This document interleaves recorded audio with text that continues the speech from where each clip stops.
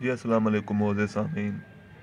آج اردو کی انتہائی اہم ترین اور معروف ترین شخصیت بابا اردو مولوی عبدالحق کی خاکہ نگاری کی خصوصیات کے حوالے سے گفتگو کریں گے۔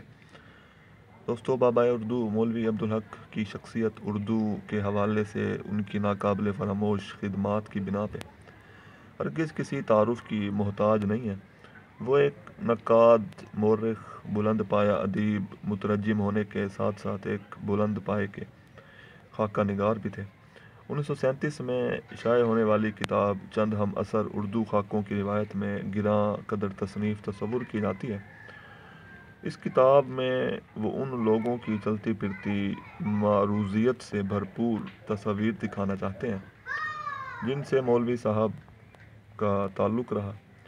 وہ شخصیات مختلف شعبہ زندگی سے تعلق رکھتی ہیں۔ ان میں ایک مالی، سیاستدان، ادیب، پروفیسر اور شاعر تک شامل ہیں، یعنی ہر طبقے، ہر درجے اور ہر شعبے کا شخص شامل ہے۔ مثلاً اس کتاب میں مولوی چراغ علی، مولانا حالی، نامدیو مالی، ڈاکٹر سید علی بلگرامی، خواجہ غلام الثقلین، کلیم امتیاز الدین، وحید الدین سلیم، محسن الملک، محمد علی مرحوم،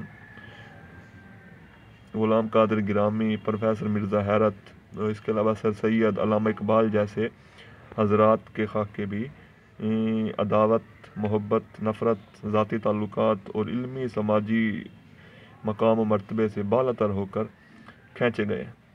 مولوی صاحب نے ان شخصیات کی وفات کے صدمے سے مغلوب ہو کر یہ خاکے کھینچے اور خاکے نگاری کے فن کو استعمال کرنے کے ساتھ ساتھ خلوص اور محبت کے جذبات کا اضافہ کر کے ان خاکوں کی دلکشی میں مزید اضافہ کیا۔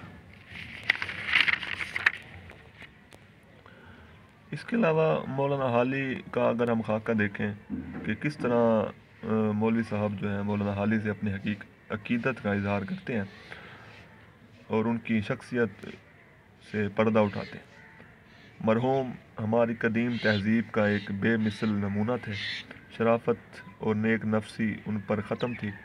چہرے سے شرافت، ہمدردی اور شفقت ٹپکتی تھی اور دل کو ان کی طرف کشش ہوتی تھی۔ مولوی صاحب خاکہ نگاری کرتے وقت موصوف کی شخصیت کے اوصاف حمیدہ اور علمی استعداد، صلاحیت سامنے لا کر نوجوانوں کو سیکھنے سمجھنے کا سامان پیدا کرتے ہیں۔ مولوی محمد علی جوہر کا خاکہ پڑھ کر اندازہ ہوتا ہے کہ مولوی صاحب کس طرح ان کی شخصیت کے مختلف پہلوؤں کو عیاں کرتے ہیں۔ کہتے ہیں مولانا محمد علی مرحوم عجیب و غریب شخص ہوئے ہیں۔ وہ مختلف، متضاد اور غیر معمولی اوصاف کا مجموعہ تھے۔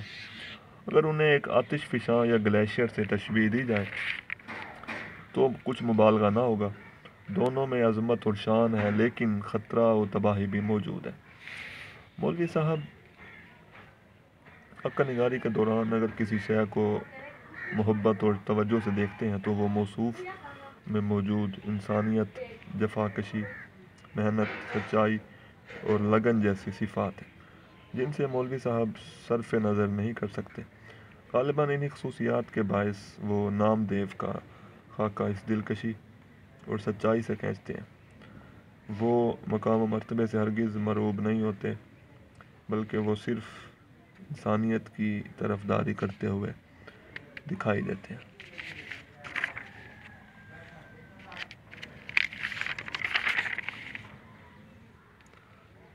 نامدیو مالی کے خاکے میں لکھتے ہیں کہ مجھے نامدیو مالی کا خیال آتا ہے تو میں سوچتا ہوں کہ نیکی کیا ہے اور بڑا آدمی کسے کہتے ہیں۔ ہر شخص میں قدرت نے کوئی نہ کوئی صلاحیت رکھی ہے۔ تھا تو ذات کا ڈھیر، پر اچھے اچھے شریفوں سے زیادہ شریف تھا۔ ایک اور جگہ نامدیو کے بارے میں لکھتے ہیں وہ بہت سادہ مزاج، بھولا بھالا اور منکسر المزاج تھا۔ اس کے چہرے پر بشاشت اور لبوں پر مسکراہٹ کھیلتی رہتی تھی۔ چھوٹے بڑے ہر ایک سے جھک کے ملتا، غریب تھا اور تنخواہ بھی کم تھی۔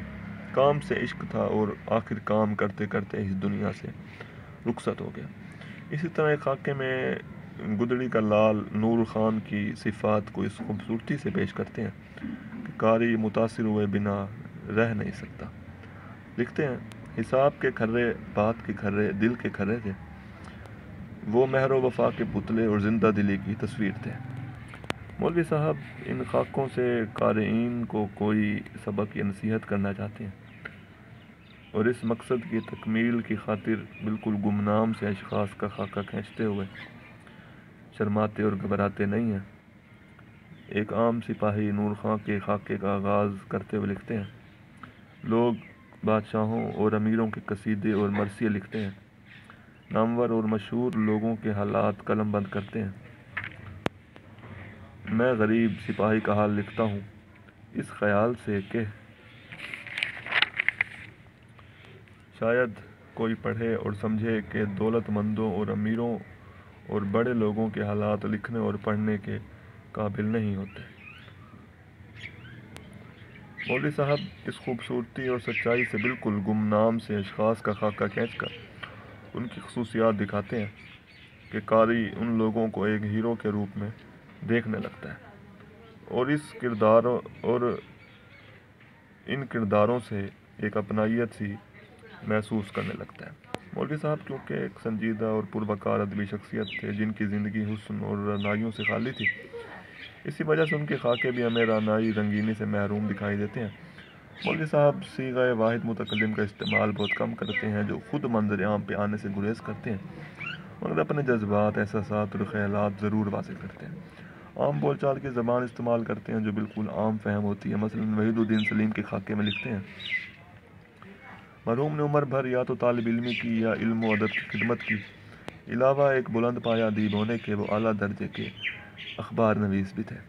اس طرح اردو کے صف اول کے خاکہ نگار رشید احمد صدیقی نے مختلف شخصیات کے خاکے ان کے مقام و مرتبے سے متاثر ہوئے بغیر لکھے، اور ایک گمنام شخص کندن کا خاکہ کھینچ کے اسے ادب کی دنیا میں زندہ کر دیا۔ بالکل اسی طرح مولوی صاحب نے نامدیو کا خاکہ کھینچ کر اسے امر کر دیا اور ثابت کر دیا کہ وہ صرف اعلیٰ انسانی اور اخلاقی اوصاف سے متاثر ہے۔ شکریہ۔